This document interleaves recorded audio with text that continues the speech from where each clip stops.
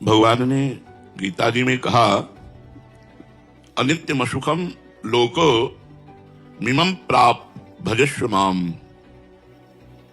माया के छलावे में, अनित्य भोगों में, दिखावटी सुखों में समय नष्ट मत करो। भगवान कह रहे हैं प्राप्य भजस्व माम। इस लोक में जो तुम्हें मनुष्य शरीर मिला है, ये भजन के लिए मिला है। कोई बिरला ही विवेकवान ये समझ पाता है कि भजन के लिए हमें मनुष्य शरीर मिला है। हम लोग क्या है, जब अपने से आगे वाले को देखते हैं कार में, विशेष सुविधाओं में, विशेष धनी, तो ऐसा लगता है कि ये सुखी है। हमें एक भ्रम बना रहता है। अपनी पत्नी, अपने धन, अपने मकान, अपने पुत्र, अपना ज्ञान, इससे हम संतुष्ट नहीं रहते। हम दूसरों की पत्नी, दूसरों के धन, दूसरों का मकान, दूसरों की सुविधा, दूसरों का बुद्धिमानी, भले वो बेईमानी से कमा रहा है, हमारे अंदर ही रहता है, ये सुखी है। लेकिन आपको सच्ची कहते हैं, सुख किसमें? भगवान की सर। इसीलिए न पारमेष्ठ्यम न महेंद्रधिष्ण्यम। पारमेष्ठ्यम बहुत बड़ा पद होता है ब्रह्मा जी का। न सार्वभौमम, सार्वभौम ब्रह्मा का पद पारमेष्ठी से लेकर के बहुत छोटा है। सार्वभौम मृत्यु लोक का है, इंद्रलोक, ये सब नहीं। मतलब क्या भगवान में सुख है कि बड़े बड़े पद, बड़ी बड़ी भोग सामग्री, बड़ा ऐश्वर्य, ये सब छूट जाता है। लेकिन हम लोग अपने मन में, हमारे बगल वाला हमसे ज्यादा सुखी है, अमुक सुखी है, अगर मेरे पास इतना धन हो तो मैं सुखी हो जाऊं। 100 की सोचता है, फिर 1000 में पहुंचता है, फिर लाख में पहुंचता है, फिर करोड़ों में पहुंचता है, फिर अरबों में पहुंचता है। वो बढ़ता चला जाता है। माया का कार्य है मांग को बढ़ाना, भक्ति का कार्य है मांग को मिटा देना। जब माया में आप रहेंगे तो आपकी कामनाएं बढ़ती रहेंगी, ये हो जाए, ये हो जाए, ये हो जाए। और जब भक्ति होगी तो ये होगा, जोई जोई प्यारो करे सोई मोहि भावे। प्यारे जो करेंगे वो बहुत अच्छा करेंगे, बहुत अच्छा करेंगे, विश्वास करो। भगवान कह रहे हैं अनित्यम असुखम लोको मिमम प्राप्य भजस्व माम। इस संसार में अनित्य सुखों का त्याग करके जो मेरा भजन करते हैं वही परमानंद को प्राप्त होते हैं, भजस्व माम। लेकिन मन जो है वो हमारा साथ नहीं दे रहा, हमारी बुद्धि हमारा साथ नहीं दे रही। शरीर को ही मैं मानकर, भोगों को सत्य मानकर भगवान का विस्मरण किए हुए, भजन को छोड़े हुए लोग आशीर्वाद मांगते हैं संतों से। कोई कोई तो जबरदस्ती हाथ पकड़ के अपने ऊपर धरवाना चाहते हैं। इससे कुछ नहीं होता। यदि आप भजन नहीं करोगे, इस लोक में कोई आपको सुखी नहीं कर सकता। आप लिख लो, कागज में लिख लो, चाहे दिमाग में लिख लो, हमारी बात मान लो। भजन स्वयं करोगे तो आपके सारे पाप नष्ट होंगे, दुख नष्ट होंगे, विपत्ति नष्ट होंगे। इसलिए स्वयं को भजन करना होगा, अपना उद्धार स्वयं करना होगा। कोई किसी का उद्धार नहीं कर सकता। संत महात्मा ऋषि मुनि ये उपदेश दे सकते हैं, आपको मार्ग बता सकते हैं, पर चलना आपको ही होगा। अब ये मार्ग ऐसा है कि अब आपको हम समझाना चाहते हैं कि भगवान में बहुत सुख है, पर हमारे पास शब्द नहीं कि कैसे बताऊं कि आप लुभायमान हो जाएं और संसार के भोगों की तरफ से मन हटाकर भगवान का नाम जप करने लगे। इसलिए गोस्वामी जी ने कहा है, कहत कठिन समुझत कठिन और साधत कठिन विवेक होए गुणाक्षर न्याय। जो एक हम कहना चाहते हैं कि प्रभु में कितना अपार सुख है, पर मेरे पास वाणी में वो शब्द नहीं है। अनिर्वचनीयम प्रेम स्वरूपम हम बताना चाहते हो, आप समझना चाहते हैं, लेकिन मन और बुद्धि ये प्रकृति के भोगों में लगे होने के कारण समझने नहीं दे रहे। अगर विवेक जागृत हो जाए और वो एकदम उसी में तन्मय हो जाए तो बात समझ। और विवेक बाजार में तो मिलता नहीं, विवेक संतों के संग से मिलता है। जितना सत्संग करोगे उतने आप विवेकवान बनते जाओगे। सत्संगी ही विषयों का त्याग करता है, नहीं एकांत में भजन करने वाला साधक भी बड़ी बड़ी चूक कर जाता है। और सत्संगी से चूक नहीं हो सकती, क्योंकि वो रोज नया दिमाग उसका फ्रेश होता रहता है। सत्संग के द्वारा रोज बुद्धि उसकी पवित्र होती रहती है। भगवान के नाम की अपार महिमा है। जिसको नाम जपने में मन लगने लगा तो समझो भगवान की विशेष कृपा उस पर हो गई। वैसे कृपा तो सब पर भगवान की है, सब पर मोरी बराबर दया। पर जिसके मन में आ गया मैं नाम जप करूंगा भगवान का, उसके ऊपर विशेष कृपा हो गई।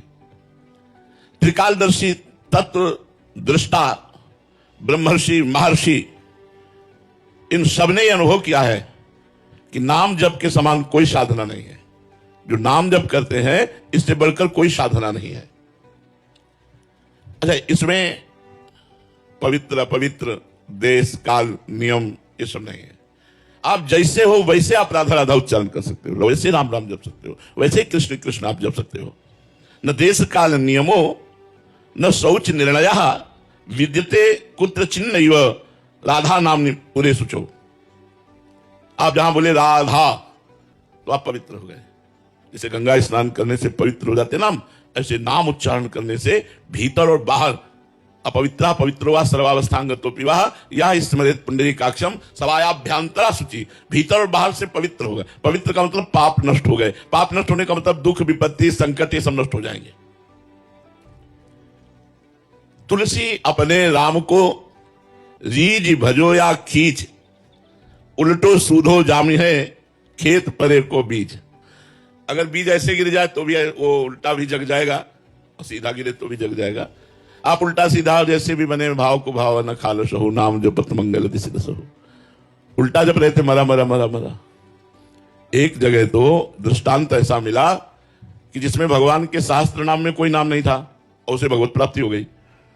एक गांव का ग्वारिया, पहले ऐसा होता था जमींदारों की गाय चराते, जमींदारों की चाकरी करते थे, बहुत छोटे मोटे राजाओं जैसा उनका वैभव होता था। तो गांव में भागवत हुई। हम आपको नाम की महिमा बता रहे हैं। कुछ लोग उधर से निकले, वो ग्वारिया से कहा रहे जिंदगी बर्बाद होती जा रही है, भागवत सुनिया। एक दिन गांव में भागवत हो रही, तो बोली हमारे गायें, तो किसी दयालु ने कहा 1 घंटा के लिए हम देख लेंगे, तुम 1 घंटा के लिए भागवत सुनियाओ। वो गया और सबसे पीछे बैठ गया, पढ़े लिखे तो कुछ था नहीं। पंडित जी ने कहा जो दीक्षा नहीं लेता उसका जीवन व्यर्थ चला जाता है और नरकगामी होता है, ऐसे आचरण होते हैं। गुरु मंत्र और गुरु दीक्षा लेने से बचाव पक्ष पुष्ट होता है कि एक बार ही नाम मंत्र सही यमराज के रजिस्टर में जब लिख जाता तो भारी पड़ जाता है। और तो उसका मन लगा नहीं, उठा और चल दिया। शाम के भाग के आया और पंडित जी से कहा, पंडित जी आपने कहा था गुरु दीक्षा लिए बिना मनुष्य का जन्म व्यर्थ हो जाता है। तो उसकी हालत है कि फटे पुराने कपड़े अपने आप दिखाई देता है। अब वो गरीब आदमी गांव का ग्वारिया, कुछ देने लेने वाला चक्कर तो था नहीं। पंडित जी ने कहा कि कल ले लेना। फिर शाम के आया, कहा कल ले लेना। ऐसे 7 दिन भागवत के पूरे हो गए। 8वें दिन पंडित जी, अब रात्रि में खूब भागवत समाप्त हुई तो दही दूध रबड़ी, जब तो सुबह 4 बजे तड़के शौच जा रहे थे।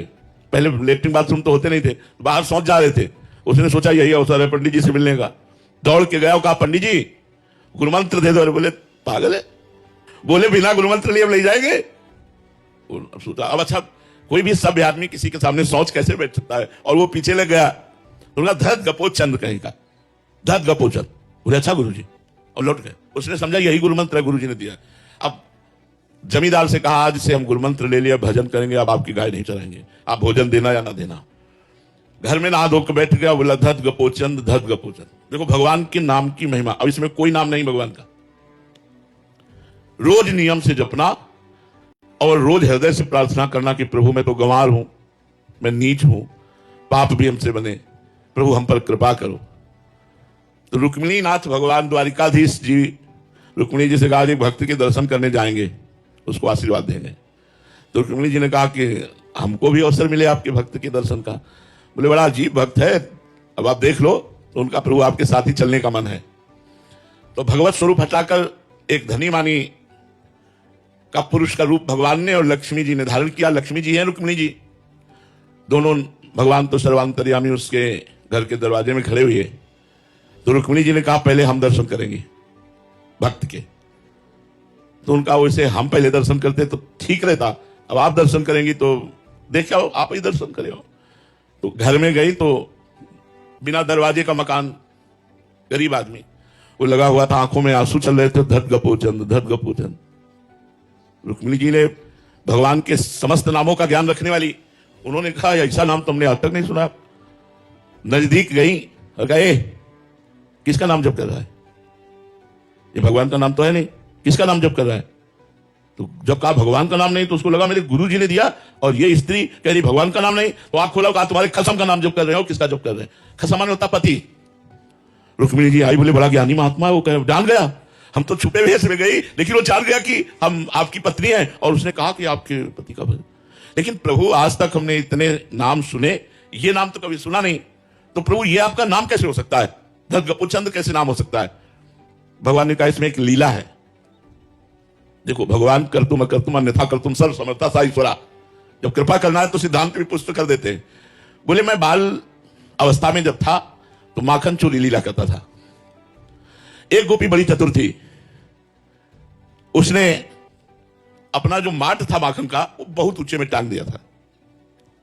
हमने सखाओं से पता लगाया तो गोपी घर में नहीं थी, इसीलिए उसने ऊंचे में माट टांग कर निष्फिक्र हो गई थी, जलादि लेने चले। भगवान ने अपने सखाओं की मंडली के साथ प्रवेश किया। उखल के ऊपर सखा के कांधे पे ठाकुर जी। अब तो नजदीक पहुंच गए, तो खुद खाते, सखाओं को पवाते, बंदरों को भी पवाते, सब दही से भरपूर। इसीलिए गोपियों के जैसा भाग्य किसका, स्वयं भगवान ने आनंद में चोरी लीला करके उनको सुख प्रदान किया।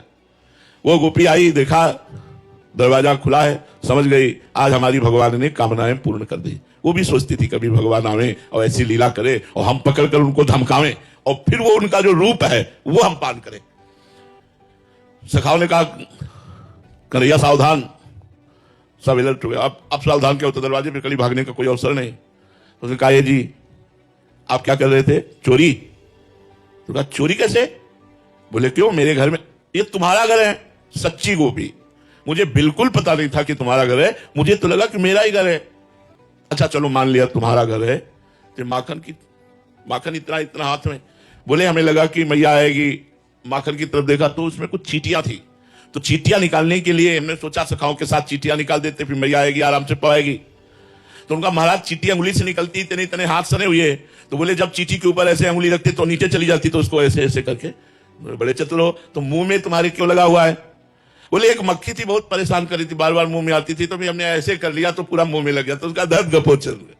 भगवान ने कहा उस समय का दिया हुआ गोपी का नाम है, और भगवान लक्ष्मी जी के सहित गए, रुक्मिणी जी के सहित, और उसको दर्शन दिया और ब्रह्मबोध कराया। यदि हम गुरुदेव भगवान से मंत्र नाम दीक्षा लेकर जो भी वो नाम दे दें और हम नियम पूर्वक जपे, तो कहते हैं निश्चित भगवान की प्राप्ति। नाम में मरा लौटा तो ब्रह्म ऋषि हो गए, उल्टा नाम जपत जग जाना। तो तुलसी अपने राम को रीज भजो या खीज, उल्टो सीधो जामी है, खेत परे को बीज। देखो उल्टो सीधो कोई नाम थोड़ी शास्त्र नाम में, लेकिन भगवत प्राप्ति हो गई। स्मर्तव्यम, स्मरण करो नाम का। श्रोतव्यम, कानों से सुनो। पठितव्यम, नाम की महिमा को पढ़ो। कीर्तितव्यम, नाम का कीर्तन करो। श्रद्धायुक्त होकर के यदि कर लिया तो सारे पापों का नाश होकर इसी जन्म में भगवत प्राप्ति हो जाएगी। नाम का चमत्कार तुम्हें बताया, काशी में जब घाटों पे रहते थे तो नाम ने ही ये भावना पैदा कर दी कि आज महादेव जी मिलेंगे। फिर दिन निकल जाता, आज महादेव जी मिलेंगे, फिर दिन निकल जाता, आज महादेव जी। रोज भावना दृढ़ होती गई और एक दिन नाम ने कृपा कर दी। नाम की बहुत कृपा, चाहे जिस संप्रदाय का हो, चाहे वो स्त्री पुरुष गृहस्थ विरक्त कोई भी हो, यदि नाम जप करे तो सारे दुखों का नाश हो जाए। नाम में प्रीति नहीं तो और साधनों में इतना दम नहीं। नाम जप करने वाला स्वयं कृतार्थ हो जाता है, औरों को कृतार्थ कर देता है। नाम जप में इतनी सामर्थ्य है कि वो भगवान को खींचता है। जैसे कृष्ण नाम जीव को खींचता है और भगवान को भी खींचता है। आप नाम जप कर रहे हैं जितना, उतने भगवान आपकी तरफ दृष्टि कर रहे हैं, आकर्षित हो रहे हैं, कृपा कर रहे हैं। आकृष्टा कृत चेतसाम स्महता मुच्चाटनम चांगहसा, मां चांडाल ममूक लोक सुलभो वश्यम च मुक्ति स्त्रिया, नो दीक्षाम न च दक्षिणाम न च पुरश्चर्या मनागीक्षते, मंत्रोयम रसना स्पृशेव फलति। श्री राधा नामात्मका। यदि आप राधा राधा उच्चारण करते हैं परंतु आपने दीक्षा नहीं ली, तो यही दीक्षा हो गई जो सुन रहे हो ना कि राधा राधा जपो, ये दीक्षा हो गई। तो कह रहे हैं आकृष्टाकृत चेतसाम, आपके चित्त को जो विषय आकर्षण कर रहे हैं वो नहीं कर पाएंगे और प्रभु की तरफ आकर्षित हो जाएगा आपका चित्त। आप चाहे चांडालवत आचरण करने वाले हो, मां चांडाल ममुक, बिल्कुल नीच आचरण करने वाले हो, और राधा राधा राधा नाम जप कर रहे हैं, वो आपके चित्त को आकृष्ट करके भगवान के चरणों में पहुंचा देगा। वश्यम च मुक्ति स्त्रिया, मुक्ति उसके वश में ऐसे हो जाएगी जैसे पतिव्रता पत्नी अपने पति में आसक्त हो जाती है। मतलब मुक्ति उसके पीछे ढूंढेगी जो नाम जप कर रहा है, लेकिन निरंतर। नो दीक्षा मत दीक्षा लो। न च दक्षिणाम, कोई दान मत करो, दक्षिणा मत दो। न च पुरस्चर्याम, इसका कोई पुरस्चरण भी नहीं, कितने लाख काम अनुष्ठान लेते हैं। बस रसना इस प्रसेव, तुम्हारी जिह्वा से स्पर्श होना चाहिए, राधा राधा राधा राधा, राम राम राम राम, कृष्ण कृष्ण कृष्ण, साम सदाशिव साम, परम मंगल हो जाएगा। इसलिए सबसे प्रार्थना है, चलते फिरते उठते बैठते नाम जप कीजिए और कुछ समय एकांत में बैठकर नाम जप कीजिए।